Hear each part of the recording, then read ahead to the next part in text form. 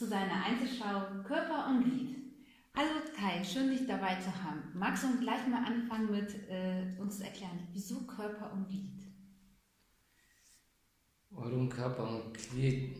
Weil das meine letzte Reihe Folgen soll, die ich gemalt habe. Und diesmal ist es die Körperteile beim Tätowieren hast du immer ein Körperteil, ein Glied, das du kriegst, und auf dem baue ich das Bild auf. Und darum habe ich diesmal Bilder rausgezogen von allen möglichen Künstlern, ob es jetzt Skulpturen sind oder Malereien. Habe ich ein Körperglied genommen, ein Anführungsstrichen Tattoo drauf gemacht mit einer Tattoo-Klebefolie und die dann übermalt. Das Übermalen war halt ja wie in der alten Serie die bedruckten Leinwände. Und diesmal habe ich nur bestimmte Teile vom Körper genommen. Keine ganze Person mehr, nur Körperteile, Körperglieder. Und das Glied an sich, ob es jetzt der Penis oder die Vagina ist. Und auch das als einzubauen. Es geht auch um Sexualität, der sich auch über die anderen Installationen das Thema zieht sich über alle möglichen Sachen jetzt drüber. Und es ist jetzt nicht mehr nur die Sexualität, sondern auch das Glied an sich wird jetzt mehr da im Vordergrund gestellt.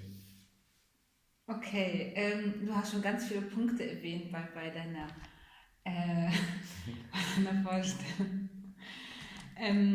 Zum einen das Tätowieren. Also du selber arbeitest auch als Tätowierer. Ja, ich arbeite auch als Tätowierer zu der bildenden Kunst. Magst du mal erklären, wie du zum Tätowieren gekommen bist und wie das deine Kunst oder die Kunst das Tätowieren beeinflusst? Ich bin zum Tätowieren gekommen, während dem Studium wusste ich brauche einen Plan B, nach dem Diplom wird es ziemlich brotlos. Was für ein Diplom hast du? Ich habe ein Diplom in freie Malerei und Grafik, eine bildende Kunst, eine Akademie der bildenden Künste gemacht. Da habe ich ein Diplom bei Markus Höhlen gemacht und während dem Studium habe ich noch eine Tattoo-Lehre angefangen. Okay. Und das Tätowieren hat eine ganz andere Bilderwelt.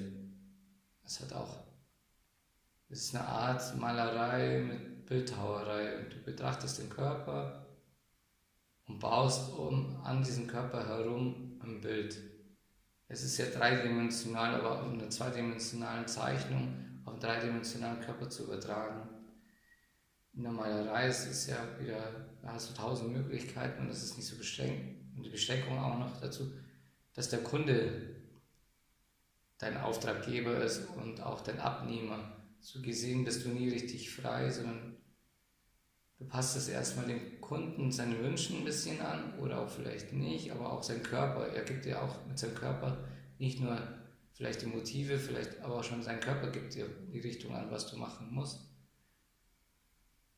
Und so ist da der Unterschied. Und die Beeinflussung ist, ich bin durch die bildende Kunst raus aus diesem klischeehaften plakativen Tätowierwelt rausgekommen, aus der Bilderwelt. Und das Tätowieren hat mir neue Ansichten in der Malerei gegeben und auch neue Chancen gegeben, die Malerei neu zu definieren. Inwiefern neu definieren? Mit den Klebetattoos und den Angaben.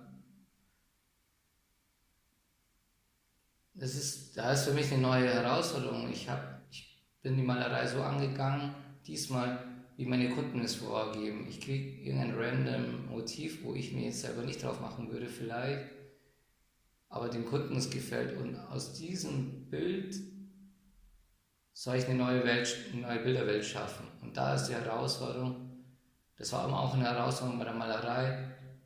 Was male ich? Jetzt male ich eine Landschaft, male ich einen Akt, male ich das. Und das ist diesmal der Unterschied, dass durch das Tätowieren dieser Einfluss, ich übertrage diese Gedankenwelt vom Tätowieren in die Malerei über. Dadurch, dass ich Glieder nur genommen habe, ist es sind natürlich alle zweidimensional, dadurch, dass sie auf dem Bild sind, aber ich betrachte sie trotzdem wie ihr Körper.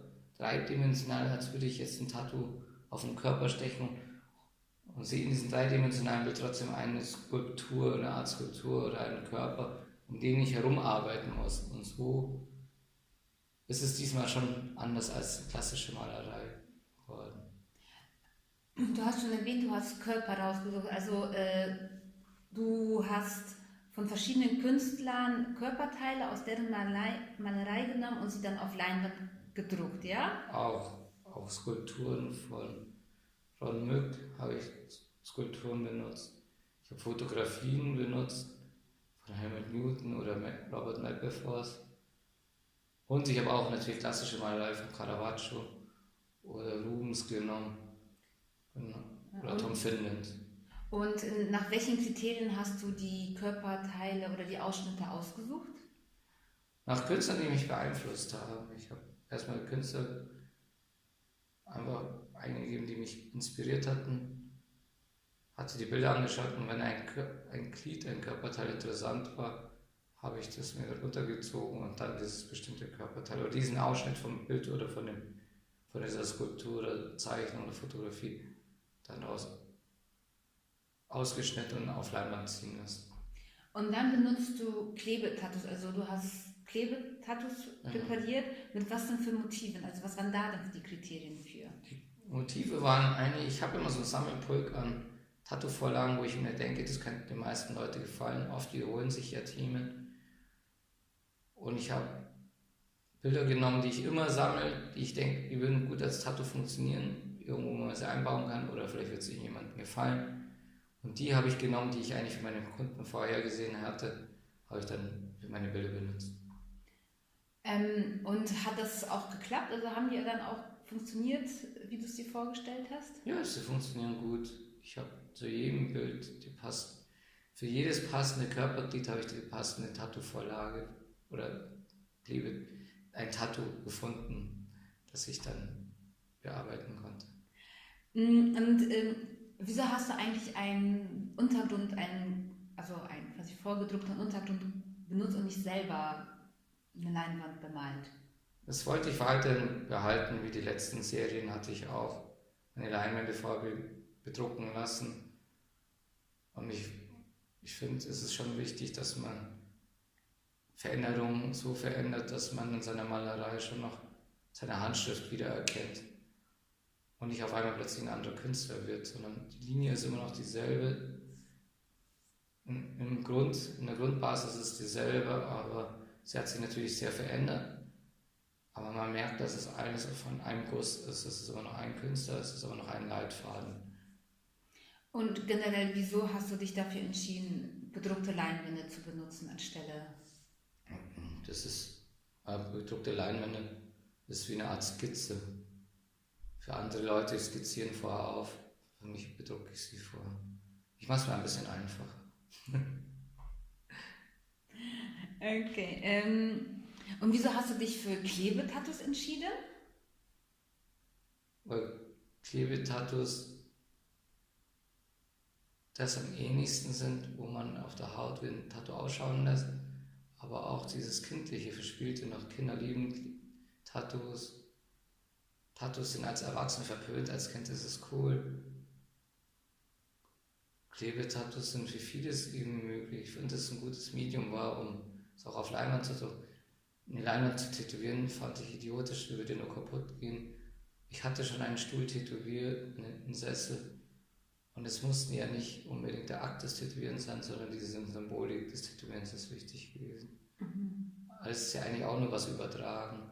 Dadurch, dass ich ein Tattoo meistens manchmal Stencil, auch einen Abdruck vormache auf die Haut und dann drüber arbeite, habe ich auch eine grobe Form. Und das ist mit den Klebetattoos auch nicht anders. Die sind ja noch nicht fertig. Das ist wie eine Stencil-Vorlage, die drucke ich auf diesen Körper drauf und dann überarbeite ich sie nur. Das wie der Akt des Tätowierens ist, dass ich sie einfach übermale. Okay. Und inwiefern zieht sich das Thema Tätowieren in der Ausstellung fort, also bei den anderen Werken? Nicht überall, nur zum Teil. nur weil noch bei Only God Can Judge Me, da sind die ich habe 6 Gummipuppen benutzt und Du hast 6 Gummipuppen? ja, 6, 6, ja. Genau. Ich habe 6 verstanden. Ja, also, Gummipuppen habe ich benutzt, die ich verschiedene Adam und Eva Bilder von vielen verschiedenen Künstlern, ob berühmt oder nicht, oder naiv oder nicht, die habe ich alle aus dem Netz rausgezogen und die mit Tattoo-Klebefolien beklebt. Ich habe sie beklebt, wie Art Tattoos an Oberschenkel, Bauch, Brust, so klassische Stellen, Rippen, Hand, auch genital. Und da zieht sich die Linie fort mit dem Tätowieren. Und bei den anderen 2 Installationen, da kommt das nicht vor. Da sind die Baseballschläger auch wieder, Anführungsstrichen, auch übertragen. Eine Tattoofolie ist auch so eine Art Tattoo. Das ist wie mit den Gummipuppen jetzt nicht so extrem stark wie mit der Malerei, dass das ein wichtiges Tattoo sein soll, aber im übertragenen Wert geht es ja auch bei den Baseballschlägern in der Tattoo-Szene dieses machohaftige Baseballschläger, Männlichkeit. Und da habe ich auch Dickpics drauf gemacht. Da geht es um Akt, um Gewalt, um Knüppel, der Schwanz als Knüppel, als Baseballschläger, als was Brutalen, als diese Ohnmacht der Männlichkeit, diese Darstellung der Männlichkeit, und das ja oft für Tattoos ja auch benutzt wird. Und darum habe ich den Mann als klassischen Schwanz benutzt und auf Baseballschläger und für die Gewalt zu übertragen und in dem Sinne verkörpert in einer Sache. Okay, das ist die Serie Power Violence, ja? Genau, ja. Okay. Und du hast ja auch schon erwähnt, diese Only God Can Judge Me. Kannst du das vielleicht noch ein bisschen weiter erläutern, inwiefern die Idee dahin oder was? Die Idee hinter Only God Can Judge Me ist, es geht um den Sündenfall. Tattoos sind Sünde, Sex ist Sünde, Masturbation ist Sünde, darum Gummipuppen, die zum Masturbieren benutzt werden. Und auch das Thema Religion, das ich früher schon angesetzt hatte in manchen Serien, auch hier wieder mit einfließen lasse, ist, da ich als Atheist jetzt nicht dran glaube, an einen Sündenfall oder dass es Sünde ist, Masturbation Sünde ist, und das vereinigt und Adam und Eva ja dann auch ein Sündenfall entstand. Warum auch dann Adam und Eva? Weil natürlich wieder das männliche Geschlecht das Stärkere in Anführungsstrichen dieser blöden Geschichte ist. Er gibt ihr eine Rippe und aus der Rippe wurde die Frau gemacht, was totaler Schwachsinn ist. Und darum Adam und Eva und diese Symbolik und dadurch, dass auch in der bildenden Kunst leider so oft benutzt wird, bis zum Tode auch ausgeschlagen wurde, musste ich es jetzt nochmal einen draufsetzen, auch nochmal mehr ausschlagen, das Thema. Und um das geht es geht halt um Sünde und Gott, und dass nur Gott uns alle richten kann, was totaler Schwachsinn ist. Ja. Okay. Du hast noch eine weitere Arbeit, die du hier vorstellst, der ewige Chinese. Hat das auch was mit Tätowieren zu tun? Nee, der ewige Chinese geht es jetzt diesmal nur um Rassismus. Ich habe in meinen jungen Jahren als Brauer-Melzer gearbeitet, oder besser gesagt eine Lehre als Brauer-Melzer abgeschlossen, gelernter Bierbrauer. Und es ist ein sehr traditionelles Handwerk und da hat der Asiate nicht reingepasst. Ich prangere diese Art Tradition Rassismus an. Es ist eine Arbeit wieder gegen Rassismus, wo ich Rassismus anprangere, dass der Chinese, ich wurde immer nur als den Chinesen gesehen, dadurch, dass ich nur asiatisch ausschaue, aber vietnamesischer Abstammung bin. Und allgemein in meinem Leben immer nur dieser Chinese, der Chinese und immer dieses,